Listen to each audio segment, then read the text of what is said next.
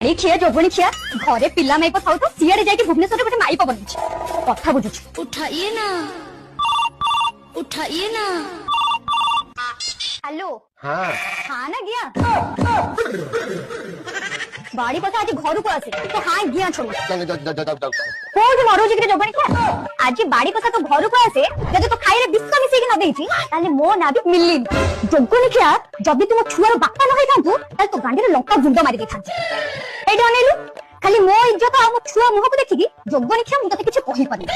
ଥରେ ଯୋଗନି ଖିଆ ତୋର ଏତେ କୁଣ୍ଡେଇ ହଉଥିଲା ନାଇଁ ଏଠି ପିଲା ଛୁଆ ମାଇପ ସବୁ ଛାଡି ଦେଇକି ସେଠି ଭୁବନେଶ୍ୱରରେ ଯାଇକି ଆଉ ଗୋଟେ ମାଇପ ବନେଇଛି ସିଏ ପୁଣି ଆସି ମୋ ଦାଣ୍ଡ ଦୁଆରେ ମୋର ବସିଲାଣି ଯୋଗନି ଖିଆ ତୁ ଖାଲି ଘରକୁ ଆ ତୋ କୁଣ୍ଡିକି ମୁଁ ମାରୁଛି ହେଲା। ये मु कौन करी सुंदरी झियो को देखले मुझे दुर्बल है पड़ी। ଆହା କଣ କହିଲ ତମେ ଆରେ ବାଡି ପୋଷା ଯଦି ତୁ ଦୁର୍ବଳ ହେଇଯାଉଥିଲୁ ମତେ କହିଲୁନି ମୁଁ ଟିକେ ଭିଟାମିନ ଦେଇ ଦେଇଥାନ୍ତି।